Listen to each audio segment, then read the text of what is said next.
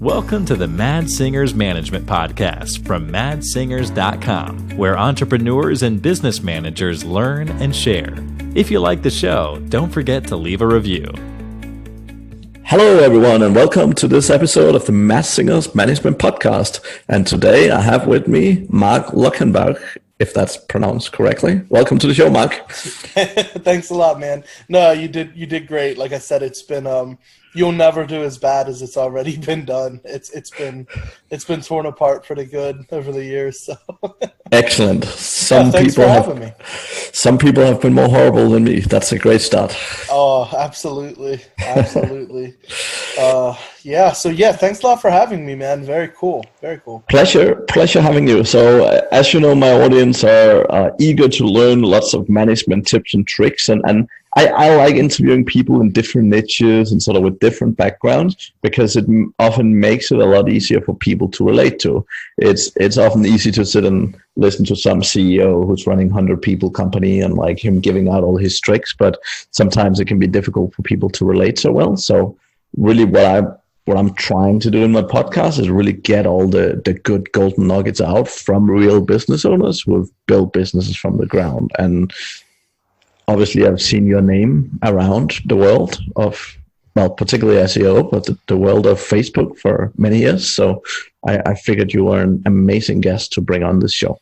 Oh, I appreciate it. I hope I can provide some value. I'm sure you can. So, Mark, for those people who don't yet know about you, do you want to share a little bit with the world about your massive successes and failures? Yeah, throughout all of the failures, I managed to have a few wins. That's how it works, right? It's the beauty of being an entrepreneur. Definitely. I have a few client-facing agencies that are focused specifically around one niche. I own equity in some white label stuff, and that's Web 20, and I've really been into software the past couple of years, and I definitely believe that's the direction I'm heading. I have a new project I'm working on where we're going to specifically, like, my goal over the next few years is to concentrate solely on funding software development and the acquisition of companies, or the acquisition of equity into companies. So that's it. I mean, we've ran the numbers on the ROI, and I've never had anything with that type of ROI, that level of like sustainability. So again, I just, over the next couple of years, and we've done it successfully the past few, but I want to get a lot more aggressive with buying equity in digital marketing agencies. Mm-hmm. And again, I love the software space, so I'm going to continue to work with my partners there to build the engineering team farther, and just try to. I mean, the likelihood of building a unicorn is low, but there's a lot of revenue in SaaS, and it's a lot of fun. It's a lot of different challenges. So that's basically it, man. I'm gonna be, I definitely have spent years talking about SEO and a lot of stuff, but moving forward, I just want to buy businesses and build businesses. Sounds like a great plan, and yeah, you're right. I mean, few businesses with those ROIs, and realistically, when you build a product one time and you keep selling the same thing with literally minimal expenses, it's difficult not to make money if you have a good product in your hands. So yeah, that's definitely a very interesting business model. Thank you. So, Mark, what is your management philosophy? How do you look at management? Like when you have a team, either existing one or you have to build a new one, like what's sort of your mindset about building a team, setting one up, and how to manage it? Okay, that's a great question. That's a big question. So Definitely. If at any time you want to kind of pull me in a certain direction, feel free. But so the first thing I want to look at is the goal of the team, right? Like, what do I want this team to be doing? And we've developed, a very repeatable, and it's a system I love. And that's where we have like a hybrid kind of fulfillment structure where we will build a team. For example, our one office, we have about 30 people in indoor, and that's in India. And, that is then, I don't want to say managed, because we have an entire hierarchy there. And it's important. We've learned it's really important to empower the manager there and to let them know that that's their thing to manage. But we also then have a team here in the States that sits in, on the front end. And that's where, I'd say probably 95% of the customer communication lives. That whole ecosystem, that's comprised of customer support, sales, quality control, right? It's all those different things. And we found that works. It works really well, just because, the first and foremost thing with a lot of the times when I see people have issues with their business, it's customer communication, right? So, and you can't, a lot of people have the expectation of being able to just take everything and put it into a country that allows them to save money. And that's cool. But at the same time, you have to be considerate that a lot of the people you're going to be hiring, English isn't even their second language. English is, we've had team members where English is like their freaking fifth language, and they did phenomenally well with it, but it's like, I can't communicate in their native tongue at all. So how am I going to have this expectation, right, that they will, be proficient in mine? But that hybrid thing worked really well for us, but it's a lot about empowerment, I found. And, I don't come from, I'm not an MBA. I don't come from I managed because it's one of the hats I had to wear. Right.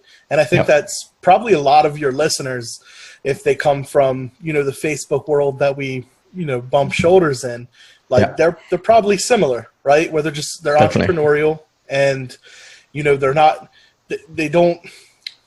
not managers in terms of like, oh yeah, I have my MBA.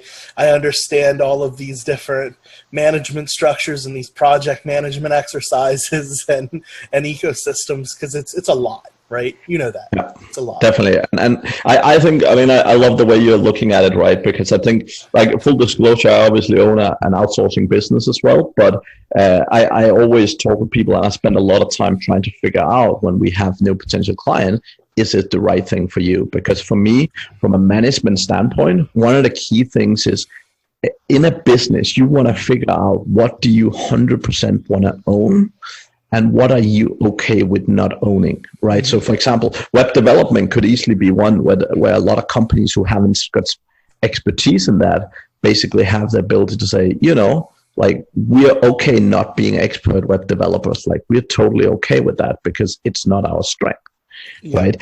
But exactly as you're saying, like, particularly if you're selling like a SaaS solution, as example, it doesn't mean you can't provide customer service from the likes of the Philippines. But if you're providing like a high level solution, like a high cost solution, similar to like if you sell Ferraris, right? You're selling a premium product. If you're selling a premium product, you have to have a service that follow along with that. Because if you sell a product that's, thousands of dollars a month, and then your customer service sucks, like, customers can cobble that together. They don't phantom how, like, why am I paying $1,000 when these guys don't even want to talk with me in a proper way, right? Whereas if you're selling a SaaS that's like $8 a month, then probably your level and your ability to actually provide amazing customer support is probably significantly less. It doesn't mean but you always need to look at it as a priority decision and really understand, what is it that you want to own in your business, right? And that's really, I think really that's what you're saying. But yeah, that's really how I like to look at it when we work with new people, right? And I love the way you've done it, where you say customer service is absolutely key for our success.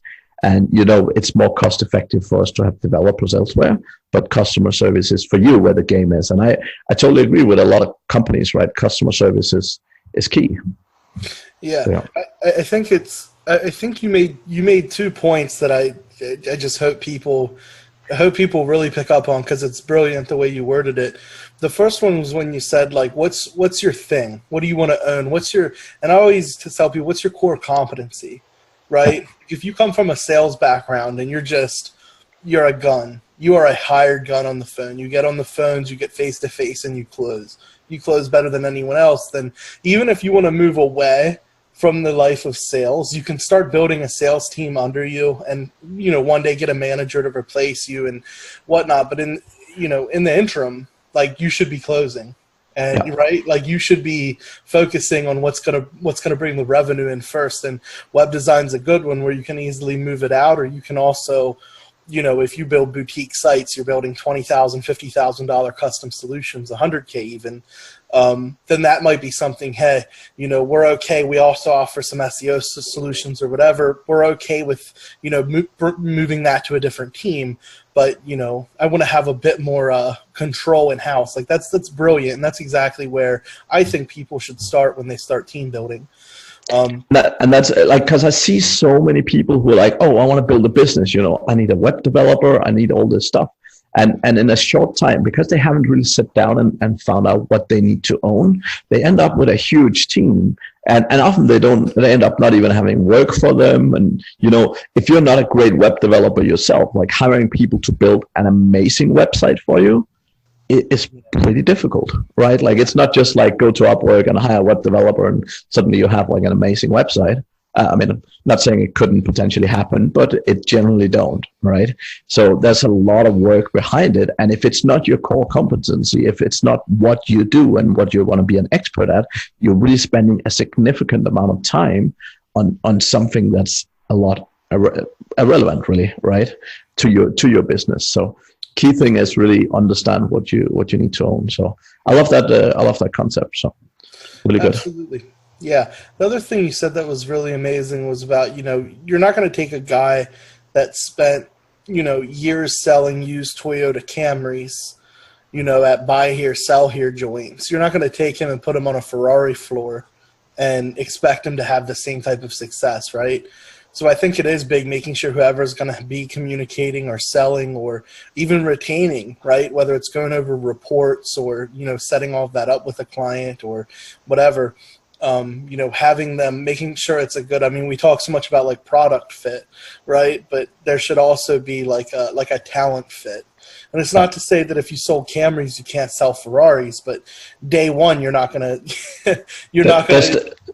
with traffic. Definitely a learning curve, let's say it that way. Yeah. So, okay, good. That sounds cool. So how many people and how many teams do you have today, Mark? Like, how many people are you overseeing and so on? We teeter-totter around 100. Okay. It might be a little more at the time. Like I said, we have a lot of like tedious like account creation tasks and stuff, and that's basically citation building, stuff like that we do in Indoor. We have 2 large writing teams that we're producing internally about 1 million words a month right now, and that's just a mess. So we have 2 teams, like actual teams stationed, but then we also have a network of freelance American writers just for the higher quality content stuff, and that is that was a headache. That took a long time. That was one of the hardest teams I've ever built in my life, actually, was a writing team that could really provide content for like lower tier stuff for accounts all the way up to like well-researched homepage content for like celebrity-esque lawyers, right? Like where they're very picky. And I guess one team doing that, that's really 5 different businesses, right? Because it is. Like, yeah, it is big variation. And we have a team of engineers. They handle all of our software development. They're mainly Rails engineers. We have some JavaScript. Basically, we have a nice little shop of them. Nested away. Cool. I don't think I'm missing anything. That's good. Else, if they're listening to this podcast, they'll be wildly disappointed, but that's okay. Yeah, I'm going to blame it on the fact that it's getting late and It's just been a long year. Hey, the year's almost over, man. I didn't get too much of a break yet. So if I missed someone, I apologize. Oh, I did. Well, then we have the agency, the 2 agency teams, which one of those we have an office out west, and we have an office in Florida. So Nice. I guess we did miss those, but that's more agency based. And of course we have, oh my God, we have my office here in Hanover. We just, I don't know, we have like maybe 12 people in there right now, always hiring, always trying to grow. And so, yeah, those are the teams. Excellent. Just casually missed like 3 of them, but that's okay. It happens. So what's the biggest failure you've ever had? Oh, wow. That's a horrible question, but I'm very keen on people sort of. Sure. Are we looking for something manager centric, or did we just want the biggest? Ideally, a little bit manager centric. Man, wow. Oh, I should have prepped better for this one. Yeah, I know. I'm always trying to surprise people with it to get the most authentic version. So, I have one for sure. Oh, how could I even miss this? So, my biggest failure was 1,000%. If you're going to set up teams, in my opinion, this is just the opinion of Mark, and sure. I am not the team building guru, right? Like we've spent money and time building our own teams. Like this is just what I've found. I love setting up teams in other countries because, like, of course, the main thing is that the labor is a lot more inexpensive. Yeah. It's also really cool. Like the difference you can make in other countries is like insane. So we had an office in Iloilo City in the Philippines for quite some time, and that was at its like peak. I think there was maybe between 45 and 60 people in there at its peak, and like it was so cool because for holidays, we would put out we would buy everyone. Well, not everyone in the city, but we would buy like hundreds and hundreds and hundreds of meals and gifts and stuff, and it was so easy to positively impact people's lives over there.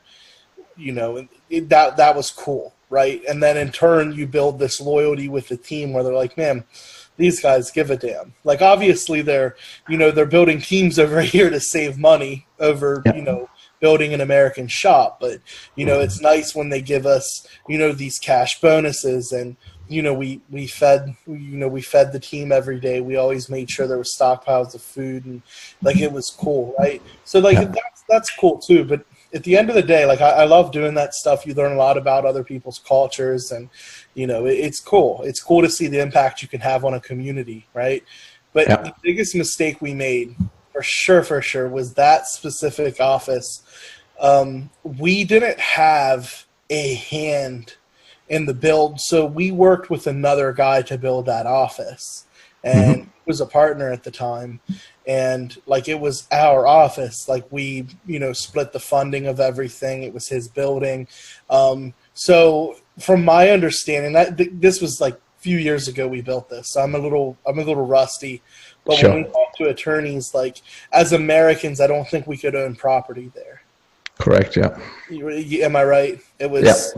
Yeah. So, like, it was his building, and he wanted to like build additional stories onto the building and do like some really grandiose things, which was dope. Like, I was all about it, but I was like, man, I'm a little uncomfortable investing in like construction and stuff when at any given time you can just kind of shoot the middle finger at us and we're out of that investment, right? Yeah. So, regardless, but the thing was like that was his team, right? So when he built that team, even though it was like our team, it was his team, and that became apparent when it came time to like quality control or try to circle back and say, hey, here's some of the issues we're having with output. Here's some of the things we need to fix. It started to quickly become a thing where it's like, oh, well, these aren't like our bosses. You know what I mean? Yeah. So there started to be some tension there, and then it just came down to the fact that there was a very tight relationship there, and I don't think he was managing tough enough on some of the people. With some Sure. people, he ruled with like an iron fist. Yeah. Some of the people, there was like a very, I don't know, like prior relationships, or you know how it is when you work with Yeah. like shoulder to shoulder with someone, you will develop that. Yeah. And I think that is important to develop, because, if you tell someone to hit the bricks, like, it should be for a good reason, right? Even though Definitely. I do have the hire fast, fire fast philosophy, but when you're shoulder to shoulder in the trenches with people, I mean, you develop friendships and relationships, and it is what Definitely. it is. But that was a big one, because what ended up happening was, and even to this day, we developed all the SOPs and the training, and we quality controlled it from here in the States, and we kind of refined everything. And that guy took the shop and started going to other marketers and having them like sell our products, like competing shops. Yeah. And Nice. yeah, it was pretty. So it is what it is. Like, I'm not even sour about it. I mean, it happened. Like, it Yeah. was. So the biggest mistake, I think, was like, if you're going to build a team, you should build your team and have your control. And I mean, you're always going to run the risk, when you train 20, 30, 50 people on how to do what you do, you always run the risk that they're going to say, hey, we can go and kind of branch out. We can start, Fiverr gigs and Conquer gigs or whatever. Sure. We can make extra money. And, if you worry, in my opinion, if you worry about that every day, you're not doing big enough stuff. You should Your focus is on the wrong thing, definitely. agree. But the thing is, I would say, make sure your boots on the ground. Make sure you develop like that really strong bond with whoever you appoint to be the manager. And Yeah. I don't think it's wrong to kind of be, I don't want to say a hard ass, but you can be the guy you love. Everyone loves when they're kicking ass and doing well, but they know they're not going to love them when they know they messed up, right? Or they're being, not making mistakes necessarily, but just being incompetent or negligent. Yeah. They're like, damn, it sucks that Mark's going to be mad, because he's mad when he's mad, right? But as long as everyone's like, they're not like doing crazy stuff, it's like, man, Mark's amazing. Yeah. Yeah. Well, what I would say on that, I mean, obviously we've run an outsourcing business for a long time, right? And we sort of started, and we still are focused on the same thing as you pointed out in the beginning. I mean, our focus, honestly, there's no money in it, right? Like, running an outsourcing company itself is like, if it doesn't lose money, it's doing pretty well, right? Sure. But for us, the whole focus have always been like exactly that local impact, right? Because like, we are helping hundreds of people have jobs, and we're consistently creating jobs. And for me, like, living in the Philippines, like that feeling and that impact, exactly as you described it, it's like amazing, right? And I think, like, we've had people who have been offered double salary to go work somewhere else who have turned it down, right? Not necessarily because we are the best of the best, but they know, like, they know we take care of our people, right? Yeah. And to a lot of people, loyalty. exactly, and that means a lot, right? But what I would say, so we actually have a few different models, right? So we both help some clients actually build an office, so we actually help them set up and so on, and it's usually in rental space, right? So they don't own things, because, as you say, they can't. But we help them set out office and get things done that way. And we also help, on the other hand, like, actually building teams within our office buildings. So again, both things work, but I like what you say with the like, make sure you own your team, right? For me, the number one thing with any people you hire is you always have to invest time in building solid relationships, right? Because it all comes down to relationships. Yeah, and I guess a clarifying point, I don't think there's anything wrong with like using services like you have. It's just, when you're going to go and, like, it's team building time, right? Where you're putting money down for not even a rental, but an actual place, or, you're looking to really have a partner that has boots on the ground. Definitely. You know what I mean? I don't think there's anything wrong. I mean, honestly, someone just jumping into getting office space and starting to staff, you have to be at a special place, in my opinion. Unless you're running off of, unless you know you have an audience, or you already have the acquisition engine in your agency kind of refined or ready to go, like you're funded. Like I wouldn't even start there, right? I agree. Like you said, like I remember, I think you had options where people can hire like someone for part-time or full-time, and you can start with like one person. And yeah, we start with one person, but usually full-time. But exactly as you say, that the key thing really for me have always been getting people the right level of support, right? Because like we purposely don't tie people into contracts for that reason, because we see so many people starting up and they haven't really thought it through. Like, even though I sit down with them and I'm like, are you sure this is the thing for you? Are you ready for it? And then a couple of months down the line, they're like, oh, dude, the things didn't go as expected. And I'm like, really? Right? And that's why, like, we generally don't tie people into contracts, because we can bring them down, right? And that's not what we're interested in. But I think I really like the way you look at it overall, though, because I think fundamentally, like, it's not just for me about using services. Again, if you can do it yourself, that's definitely good, right? But I think it's more a question, again, taking that step back and seeing what you want to own, right?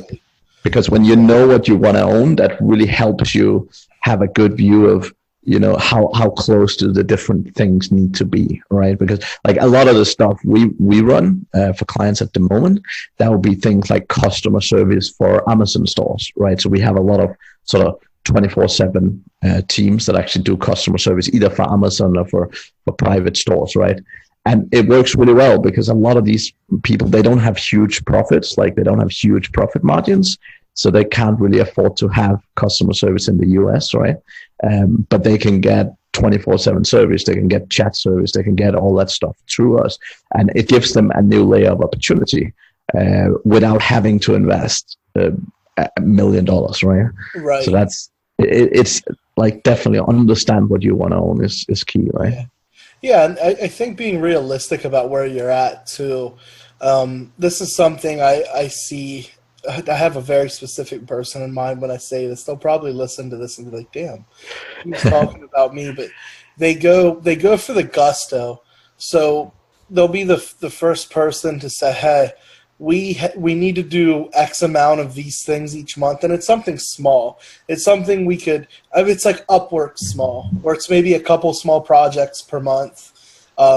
Not technically intensive, where we need like a high-level engineer or anything like that. And it's like, let's get a guy in-house for $80,000 a year doing this. And it's like, whoa! It's like, just let's think about this, right? Like, let's build stepping stones, and maybe we start with just a guy on Upwork, and once it gets a bit more constant, we can say, hey, maybe we try a service like Mads, or we go for a more consistent. I've never been a big fan of unmanaged VAs, right? And I know you guys have managed service. I always pushed people like, look, find someone on Upwork, right, and get it by the project.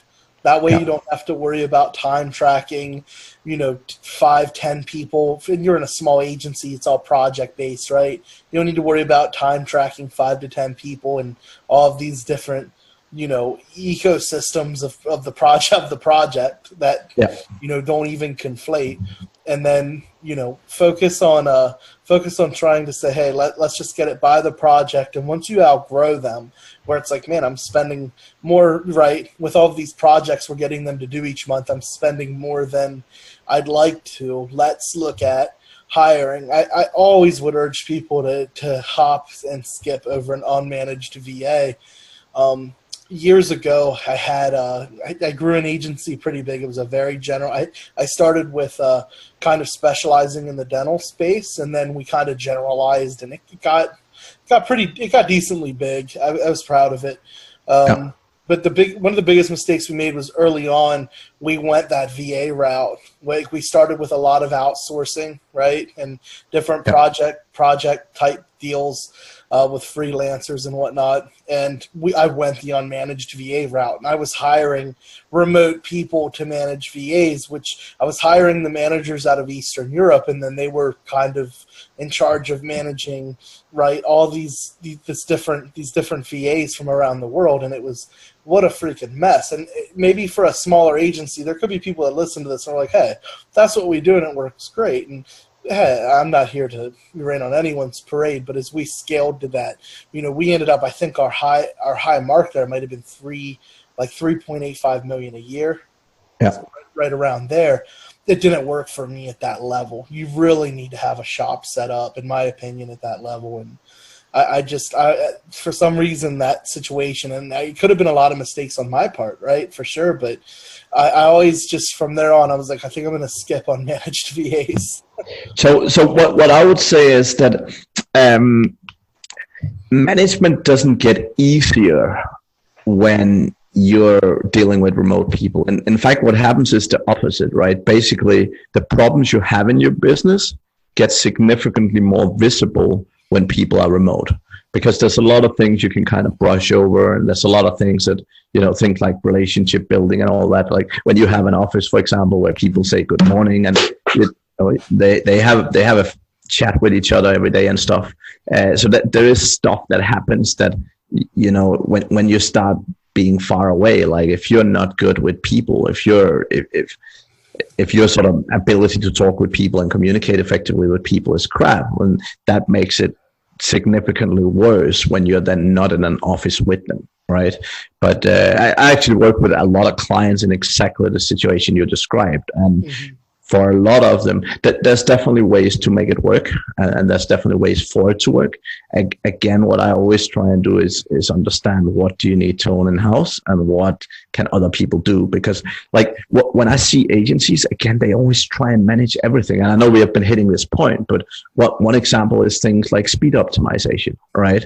Like we work, I work with a SEO company, and they were, they wanted to do SEO, they wanted to do speed. So they ended up hiring a full-time US developer just to do like a couple of speed optimizations a month, right? Yeah. Rather than going out and paying a couple of $100 to some service who does it for you, right? And for me, it's the perfect example of why agencies often don't think things through, right? Like they're too focused on, oh, we need this, we need that, we need, and so often it's just not needed, right? Like if you have, and not just because of the skill set, but just as much when you own something, you also need to manage it. Yep. And the more stuff you need to manage, the more time you need to allocate to manage it, and the more overhead you'll have, right? Like you can't have a team that's not being managed. Well, you can't have a well-functioning team that ain't being managed. So you need to make sure you then have the overhead to pay for that, which is additional money, which is, again, when companies grow, what often happens is they start out with one pricing model, right? And that works fine when you're 5 people or 10 people because you don't have that much overhead. But every time you grow, in principle, efficiency should benefit you and you should make more money. But because you keep putting in more overhead every time, what actually happens is your margins keep shrinking and shrinking, because every time you have to hire a manager, they're often better paid than end users or sort of the end deliverable guys. And what ends up happening is you often see agencies going from having decent margins to having little to no margins. And the bigger they grow, the less the margins get, right? Now, if you keep growing your revenue and you keep declining on your margins, you're not running a very good business. Agree. Yeah, absolutely, man. No, and I love that point. If there's one thing people take away, it is just that. I know we have hit it from a few different angles now, but it's a very powerful point of management, right? Understanding what's going to be yours and knowing what goes along with that. There's a responsibility, like you said. And just to add one more thing, and I think this is probably pretty obvious for most people, but if you do decide to own something and you're a year in and have a team, right, or a few people or even one person there and it's built around it, you have processes and just a system built for it, and it's not working, right, because of that lack of management or because of whatever, you don't have enough demand, right? Like you mentioned with the speed guy. It's funny because that's the exact as soon as you said that, I'm like, oh man, he should meet my friends. They would both hire really expensive guys to do a couple things a month and then wonder why they're not profitable. But it's like having those situations. Once you 86 that, once you say, okay, I'm done. I need to go with a service, or I need to grab a managed VA, right? Whatever. I need to hit up my guy Matt's. Like once they make that decision, then there's that loss. And here's something a lot of people don't talk about when it comes to the team building and whatnot, is what it costs. Like there's the cost to hire, right? Then there's the cost to manage and the cost to optimize and refine and sustain. And then there's the cost when you fire, right? And all of that becomes a dead investment. And it's like, that's tough. And that's something that's tough for me. It's like, when do I take it out back and shoot it, right? Yeah.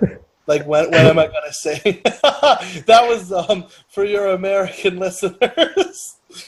Definitely. But it's true. Like, hey, when am I ready to say, okay, I messed up, which is not a bad thing. Like you should say, okay, I made a mistake here. Let's learn from it, right? I mean, the ability to make those decisions is really what makes you a good business owner. A lot of the time, right? Because that is the tough decision. Like, it's one thing if you have someone who's performing crap and giving them the kick, that's one thing. But actually, if you have someone that, for example, speed optimization, you hire them to do a speed optimization and you realize, I made a boo-boo doing this role. The guy is performing brilliantly, but financially it doesn't make sense for us to keep going. So we have to let him go. Like those kind of really tough decisions are really the things that differentiate someone that will be super successful and someone that won't, right? Because they are the really tough decisions that ain't fun to make. That's 100% sure, right? But it's the ones that make the difference in the business. Because if you have a business that's consistently carrying around overhead because you're not strong enough to actually deal with it, that is a business, like that's a sinking ship, right? Mm-hmm. And like I sometimes see people trying to outgrow it and so on, but it's so difficult if you're carrying around that weight. Like, so difficult. It is, and it can kill. Another thing, and here's something we've done. We had this project. It was this, I want to call it a product or a service, but it was something we were building, and we started working on it 2 different times with 2 different people in the company. And it never came to fruition, right? Mm-hmm. And like to have people on it like that is, to me, it's just smart to kill it, right? Because it starts to bring down morale, and you're kind of dumping money and resources into something. Like, I agree with you, man. Good, not to say I'm a good manager either. I think management's it's an everyday learning experience, right? As you run into these different issues and scenarios, but I just, knowing when to say, okay, let's focus on something that they can complete.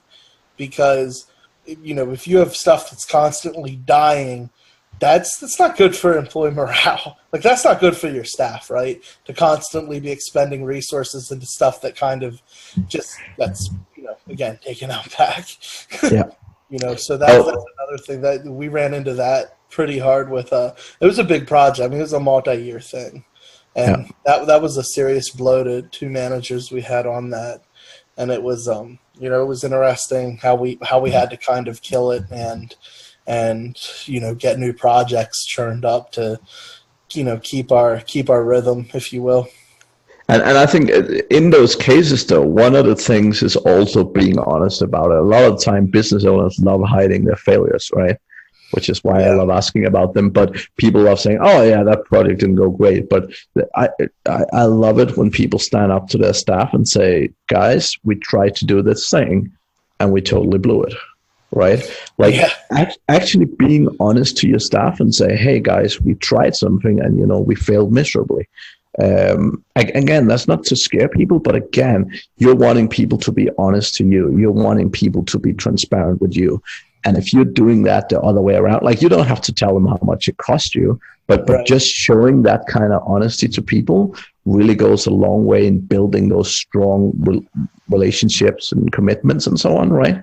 And I think that's a great point. And like one of the things I always work with people on, like as you said, management is not easy, and I agree to an extent. I think that the key thing about management, it's like SEO. When you do it the first time, it seems scary as fuck because your knowledge is nothing, right? And when your knowledge of something is very low, it obviously seems really scary. But I would say for most people who can learn SEO, management isn't difficult, right? So you definitely need to take some hours to invest in it. But like the course I have, like sort of, I call the 80-20 of management, right? It's literally 4 hours. Now, I'm not saying in 4 hours you will be the best manager in the world, but you can learn enough to start making it interesting. And the whole thing is, most people that start working with me initially, when they come to me, they're like, oh, I don't really like managing people. I don't like management. But really what they're saying is they haven't learned management and therefore they don't enjoy it. But a lot of the people I work with, and not everyone, 100%, but I would say about 80% of the people I work with actually start liking management because it is not too difficult, too different from SEO. Like it's like you learn some skills, you try and apply it, you see how it works, and you do some split testing, and you do like it's not that different, right? Human are a little bit more complex than Google, to say the least. But like the whole mindset of SEO is actually not that different from it, and I find that very interesting when I see people sort of. Because most people come in exactly with the view that you were just sharing, where it's like, oh, management is really difficult, right? So, but it's very interesting. Yeah, absolutely. I think a lot of it comes down to something that really helped me. I'm sure you've heard, and most people listening to this have heard of Basecamp. Yep. I'm actually not a big fan of Basecamp, the tool, but not at all. Yeah, like it's just not for me. But the guys behind it are like next level. Like those dudes are like seriously impressive. Yep. And I heard the one guy, I can't even remember his name or his position, but he spoke at SaaS Stock, which if anyone heard of it, it's a YouTube channel. It's super dope. We can learn so much from the SaaS space, where it's just data driven, right? And just like clusters of extremely intelligent people figuring out what works and how it works the best. But anyway, I digress. I heard the one guy talk there, and then of course I read Rework, and they just released a free book, and it's basically on their Scrum methodology, their agile management, doing their like sprints. And that's really like, that stuff helped me a lot. Even implementing little things like that, and even kind of helping your team understand like Pomodoro techniques and like how to best optimize their time. Like that stuff, there's so much free information out there. Yep. And there's so many, like I said, I mean, the Rework book, obviously, that's not really a management book per se. That was a really interesting book though. But like they have their book for free on the Basecamp site somewhere, where they talk about some cool stuff. I think I'm pretty sure it's still on there.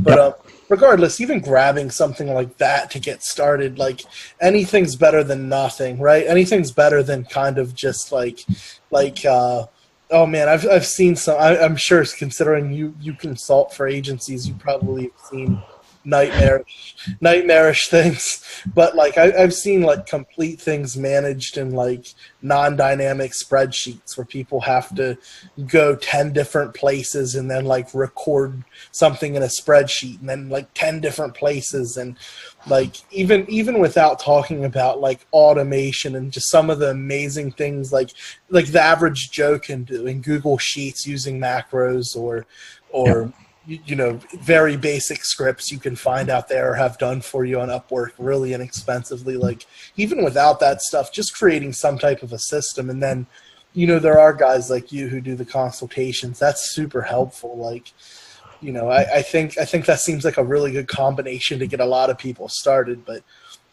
Actually, I agree with you. I mean, there is so much free stuff, and one of the key things that I always try and hammer home with people is the fact that, particularly, we touched on it, right? But when you promote people into a management position, right, don't expect them to go home Friday morning and go home Friday afternoon and come in Monday morning and suddenly be a totally different person.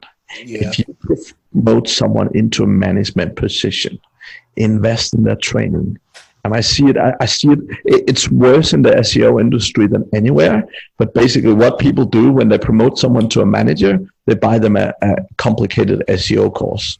Yeah. Right. So, and I'm like, well, if you want someone to be a manager, you shouldn't be buying them more SEO courses, because hopefully they get that piece. That's why they're a manager in the first place. What you should be helping and supporting them with is actually learning management skills.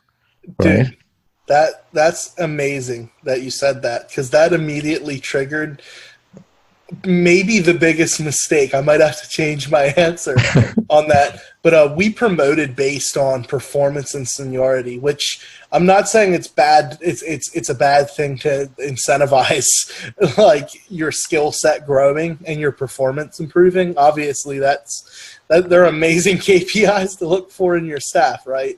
Yep. But the biggest thing, and I talked to my one partner, oh man, maybe 3 months ago. Like, this is recent. Like, this has a sense of recency for sure. And I was like, man, you want to know the biggest mistake? I swear to God, I might have even said, one of the biggest mistakes we've made in our management is that we promoted people that are rock stars. But like, again, like for me, everything I learn about management, I've learned either through procuring information or experience, right? Failing, trial and error. And it's like, why would anyone else be any different? So we know these people's background because we looked at it when we interviewed them, right? And now they're working for us, and like they've become really good at SEO, or they're really good at, whatever thing it is. But, they're compartmentalized inside of that thing. That's their skill set. So now when you layer management in there, like you said, management's a whole thing, right? It's not like, okay, like a lot of times, this is specifically for like development, a lot of times the best engineer isn't the best manager, more times than not. Like, the best engineer should be engineering, right? The best manager should be managing the engineers.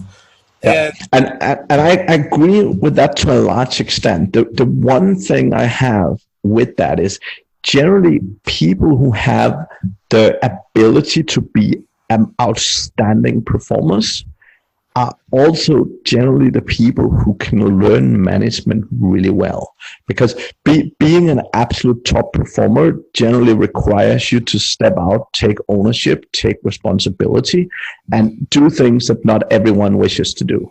Right? That is the drive behind like absolutely A player performance, right? Agreed, man. Agreed. And the biggest mistake we made was like they learned the SEO so well, or they learned their division so well, but we didn't. And this is just parroting exactly what you said. Like, we didn't invest in their management education. So what could we expect, right? And like we saw the results of that over time, over the years for sure. Now, two key things around that, right? So one of them is that really you have to start growing people before they move into the management role, right? Again, if you start training people for management the second they're promoted, that's a bit like hiring someone and saying, okay, you are our SEO from tomorrow. Right? I'm sure you'll pick it up along the way. So just like if you want to have a fully good SEO dude ready, like you need at least some months, at least, to train them up in your systems and your processes and everything, right? You really want to do the same with managers, right? So one of the key things that I work with all my clients on is really making sure that they start focusing much more on personal development with people and start looking much earlier as who is the management potential here, and actually starting their personal development around management much, much earlier. Because if you know, like, let's say a year before you need to promote a manager, like, you're not even thinking that the company is going to grow that much at a time. But at that point, you already want to start developing that management skill within your staff. Because the day you need them, you don't want them to be at point blank, right? You want them already at that point to say, yep, boss, I've been training for this thing. I'm now ready. Let's go, right? And that's the whole framework. Like, a lot of my management framework is really around that sort of mindset where you're preparing for what's coming out instead of just reacting at the point in time. Because you're 100% right. If you have to hire a new manager today and you look at your team, your best performer might not be the person at this point in time. But for most people, it's because they haven't been developed. Exactly. And the whole point in developing management skills is really that also make them better at various other things. Like I say, people become better at SEO by developing management skills. Because if you only think SEO as in, you know, what's the button you click, that's a different aspect. But if you think SEO and, like, you know, what's the right business decision to make here? What's the right, like, there's a lot of business understanding that makes you significantly better when you start understanding business rather than only SEO, right? Yeah, absolutely, man. That was really well said. Super well said. Yeah, and we saw the negatives, right, of not conditioning management early enough, right? We waited until it was way into the party, and we were like, oh wow, yep, they need help, right? So it Definitely. Was, yeah, very well said, man. I agree. I mean, better late than never. So again, better start now. But like, if you just promoted someone, but the ideal, the longer term, the framework you want to build up will want to consistently be looking for who is the future leaders in your business and how do we prepare them for those roles. And by the way, that's also one of the biggest shots of motivation you can give people. Like, when you have amazing performers and you're saying, not today and maybe not tomorrow, but, you know, we want to prepare you to be one of our next leaders at some point when the business grow big enough. Like, I can tell you that I've seen few things that motivates people more than that, right? Yeah, absolutely, man. Oh. Excellent. Last point I want to hit on before we finish, Mark. In SEO, the biggest challenge I see consistently is people struggling to delegate. How have you gone through that journey yourself? Like, how have you learned delegation? Have you learned delegation? Any golden nuggets on that aspect?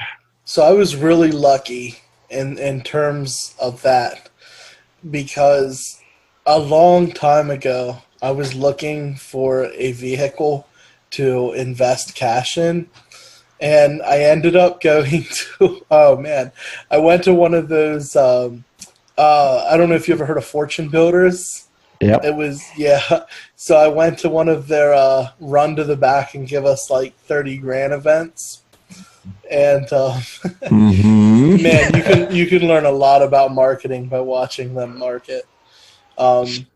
And it's funny, man, how, never mind, that's a different conversation. But I was there, and I'll tell you the one nugget I pulled out of it, because, like, again, I was in my marketing. I mean, this was a long, long time ago, but I was in my marketing career, and I was like, oh, man, these guys are good.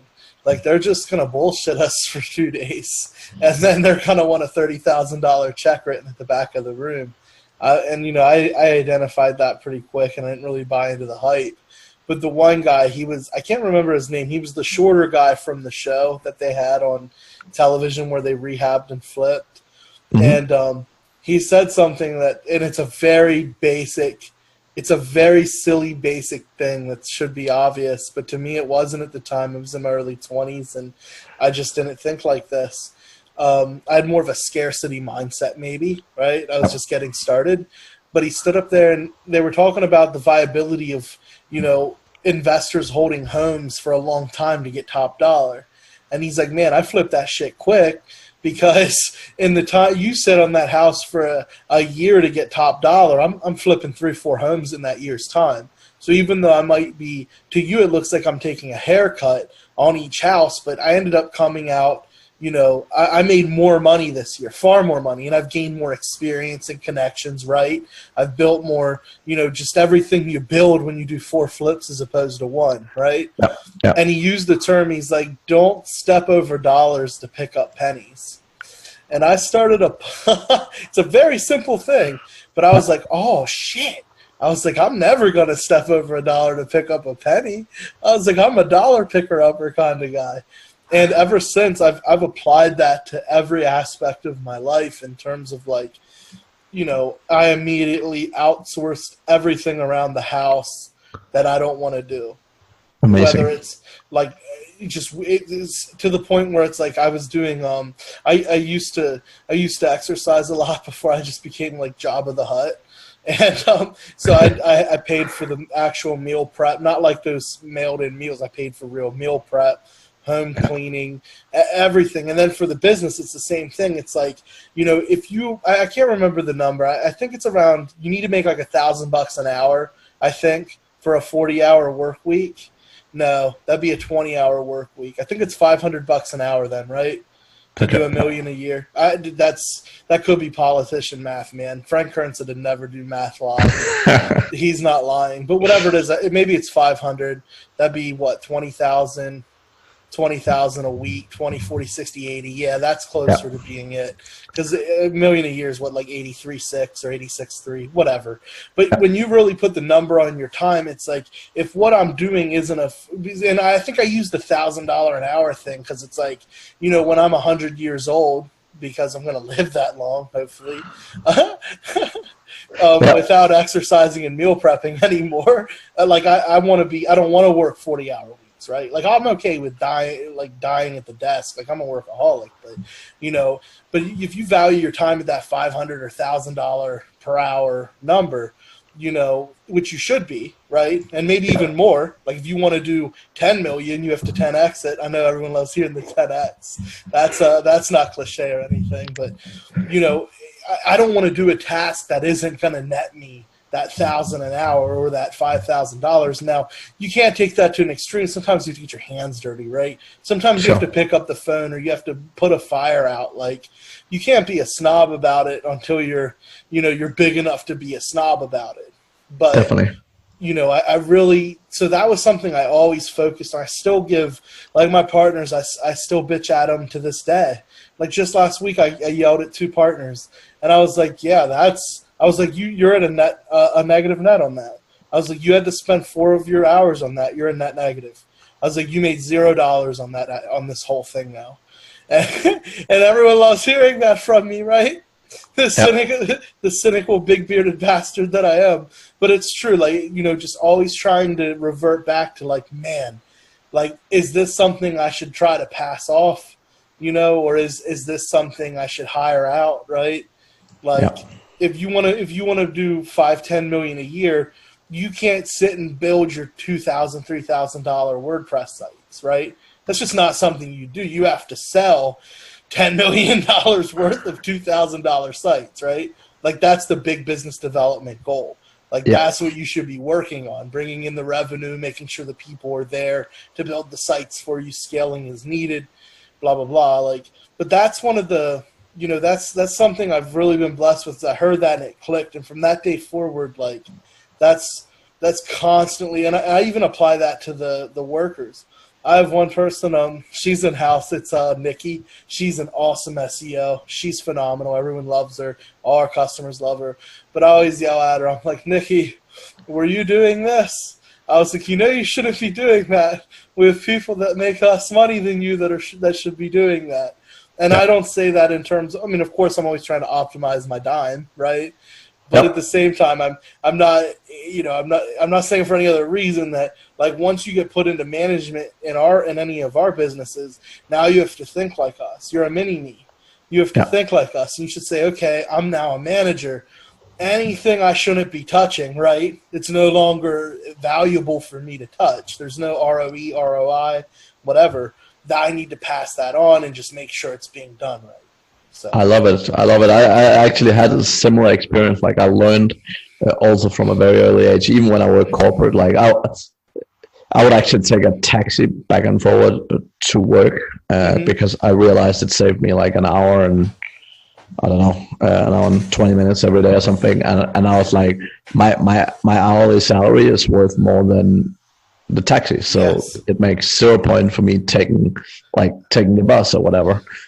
So that was like, and that was pretty early on, right? But it was the same sort of mindset. And I think it's so critical, like when you run a business, the ability to actually focus on what makes proper money, because like, again, so many agencies I work with, right? They bump into this thing again and again. They're so focused on like, oh, let's save 25 cents by, doing this ourselves. And like, I love when I start new businesses, which I do occasionally, I love getting into the grind. I love like fucking going hoovering the floor or whatever. Just again, because you want to show people that spirit. You want to show them you'll do whatever it takes to make it happen, right?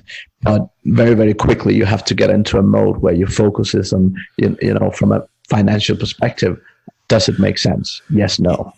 Yeah, for sure. Here's a really good. This is short. This is brief, but sure. we used to work downtown, and there was we had a lot that we rented, but it was like far away from the building, and then there was actual paid meters out front of the building to park, and we actually did the math on it.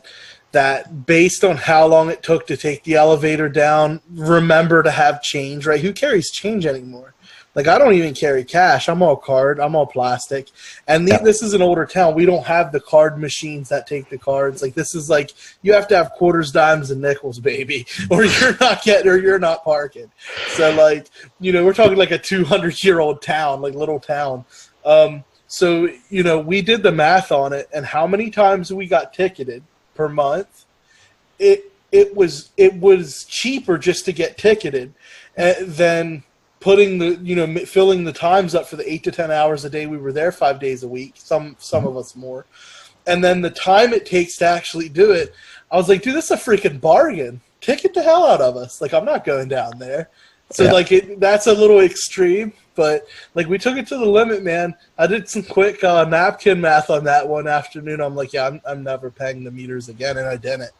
And even on the worst months of getting ticketed, it was nowhere close to the amount of money we'd spend on the meters or the time to go fill the meter. And that's petty.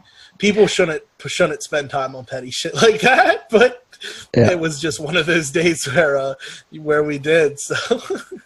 But it's interesting. Now it works well until they realize what you're doing and they're standing down there 4 times every day. But there was a couple rough weeks, but at the end of the day, it was just fun. It was just silly because we definitely took it to an extreme. And at the time, I'm not sure if you ever met Matt Stack.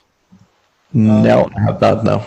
He was an enigma, man. He's not on Facebook anymore, but he moved down here and we worked together for a few years, and we were very tight friends. And he was really like obsessed with like lean management and time optimization, and we definitely rabbit holed on that sometimes and took it to an extreme. And it's cool though. It's fun. Like I always really enjoy something I do is go back through all of the products or services we offer, and we'll dig through it, and we add things to improve them as times change. Or I just optimized and took like 3 hours off our setup time for new SEO clients, and they get like a better experience now. So I love kind of optimizing process docs, and it allows me to walk around the office and tell people I'm a process engineer.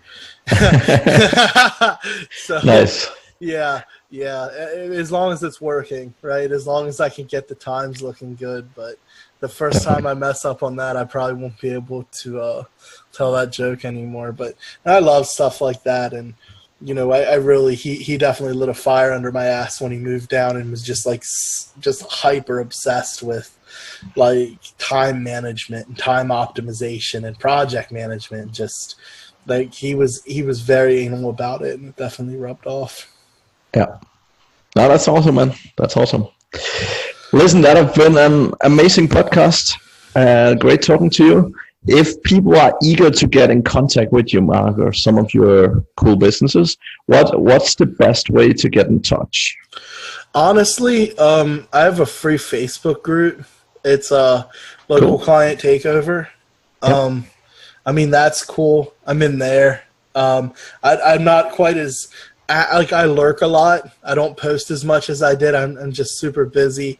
I have a new project. I don't even have a site up yet though, so I don't even know if I should say anything. But I have a new thing where, like I said, I'm going to be focused on buying equity in people's agencies, helping them grow, helping them systemize. Like, we basically put automation in place. We put our fulfillment teams behind it. And we also purchase a piece of the agency, so there's cash involved too. Nice. I want to do that, and through that brand, I'm going to be, I'm going to be tapping into private equity funds for, capital. Capital investment. And like I said, we're just building software. That's going to be the growthfoundry.com. Like I said, I don't even have a site up on it yet. I just bought the domain off Brand Bucket couple weeks ago, but it should be live soon. But that's about it, man. I'm around. I'm just around. I'm easy to find. Excellent. That's awesome, Mark. We'll include the links here in the show notes so people can get hold of you if needed. And yeah, it sounds super exciting with your new project. It's yeah, I am really excited. I just we'll see. We'll see if I can accomplish the ultimate dream of scale in the SEO world, which is just owning a bunch of SEO agencies. Definitely. We'll see how it works. Wish me luck. Sounds good, man. Sounds good. All right. Listen, Mark, it's been a pleasure. Thank you very much for being on the show. All right. Thank you so much, man. Thank you for listening to the Mad Singers Management Podcast. Please leave a review. It means the world to us. You can also learn more about management at madsingers.com.